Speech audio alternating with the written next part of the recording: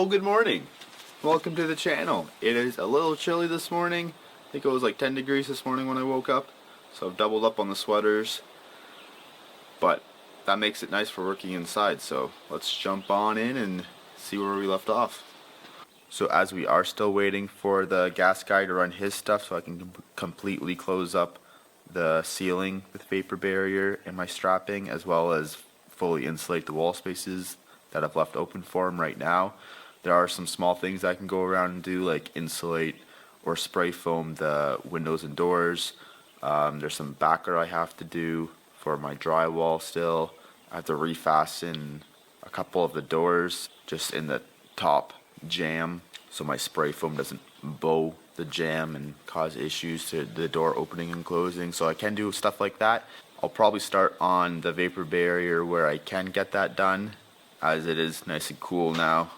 A little easier and more enjoyable to do when the temperatures are cool for that. And then I'll move forward to those little things if I have time to fill up. So that's the plan. Let's take a closer look in here.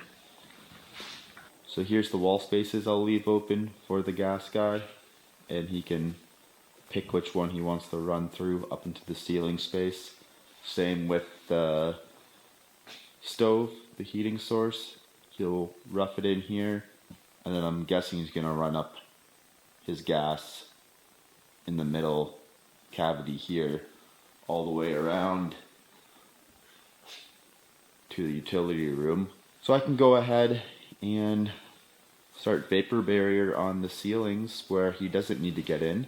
And then you can see the smaller things here that I have to spray foam insulate.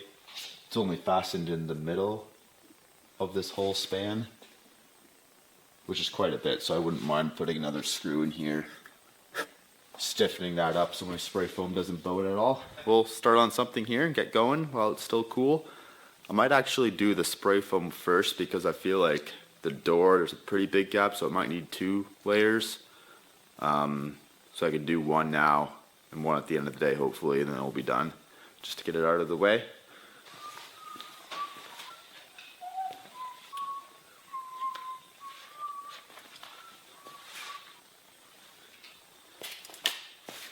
I think one sweater can come off now. Okay, so for the doors, let's take a look.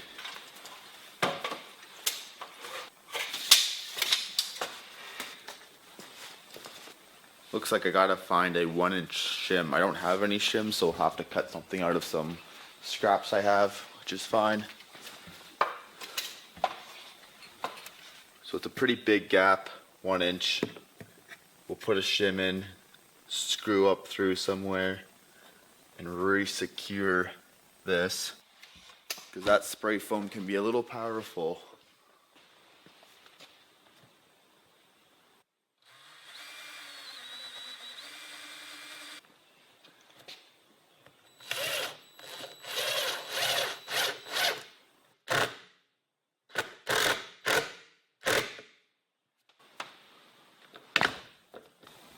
And then I'll just do the same for the other side here.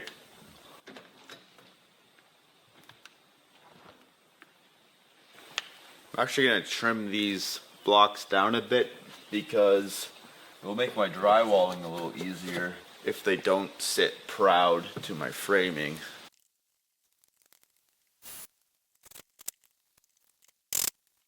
There we go.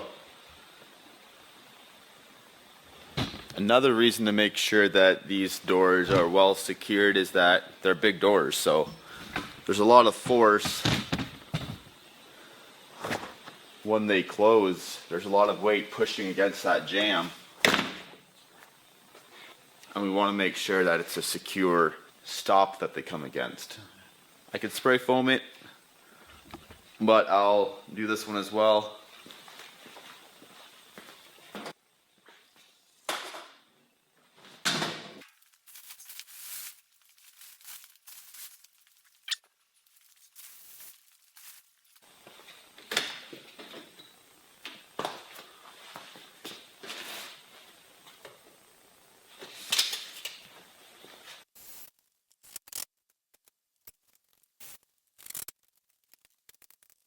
And that door's done. Now I can get the spray foam out. Spray foam insulation time. Sometimes it has a hard time tracking my face. Basically just read the instructions on the back and follow them, like most things. If you do that, you're good to go. I could just read out the instructions and make it sound like I know all the tips and tricks, but they're really literally just on there. I should be wearing gloves. Maybe I'll find some gloves just in case. Want to make sure it's shook up really well. Get shooked. The brand that I used for the first stuff, which I think was from Home Hardware, came with little gloves.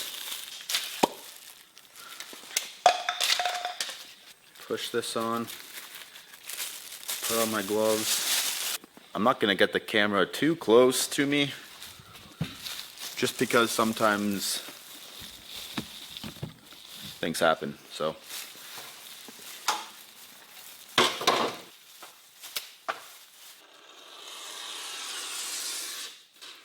Like I said, I'll probably have to do some of these gaps in 2 coats. So I don't want to get too ambitious. Try and do it all in one.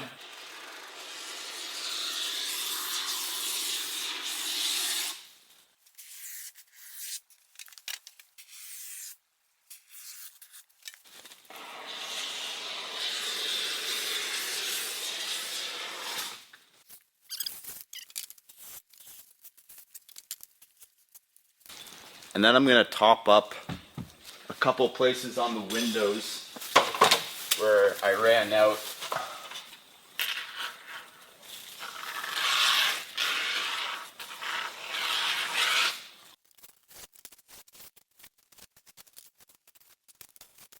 If I have any squeeze out, which I most likely will, I just go back after it's dry with a knife and slice it off. It cuts off pretty easily.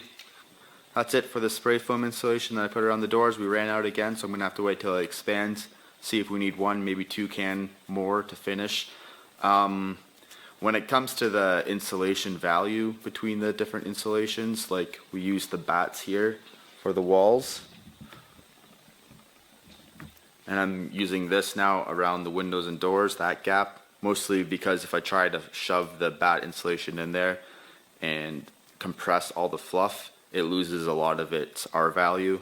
The higher the R value, the more it resists heat loss. This is a closed cell spray foam insulation, and it has an R value of around, I think it's 5.5 R per inch. The rockwool bats have an insulation R value of around 4.5, I believe. So this is slightly better. It's a lot more expensive, and obviously when you have a full 5.5 inch depth cavity to fill in the walls, it's going to be a lot easier to use the rockwool stuff. You can get your walls closed cell or open cell spray filled. With the closed cell, it's around 6-7 R value, similar to this. And then with the open cell, it's a little less R value. Pros and cons to both, but we did rockwool bats in the walls because that's all we need for this space, and it's by far way more organic and has way less chemicals off-gassing as this stuff does. So yeah, it's a rundown of the insulation. And then you can get into like your rigid foam board insulation that tend to have a pretty good R value. For this, we're just using this around the windows and doors, rockwool bat insulation for all the wall cavities, and then blown in insulation for the ceiling, which I believe will have a value of R55, I think, between R50 and 60, whereas the walls are R22, will be insulated almost double. And that's because heat rises and creates pressure against the roof before it does against the walls. It just kind of pushes up and expands, so it wants to escape through the attic a little more. So we insulate it a little more. But okay, that's going to do it for today. Bit of a shorter day for me. It will probably be still a full video, but I need to get more staples, another can of spray foam to finish up there, and I can carry on to the ceiling, strap it tomorrow, or the next video at least. Yeah, so thanks for watching, and I'll see you in the next one. One more sad thing is that we had to take down this big beech tree. There it is, there it was, there it is now, most of it. Took out a few trees in the process. So I had to come down in order for the well guy to get his lines through there. And he recommended, because of the septic system, to eliminate that tree just for in the future those roots don't interfere with the septic tank. Unfortunate, but we do have a million other trees obviously surrounding us, so one isn't a huge loss, though it was one of the bigger ones on the lot.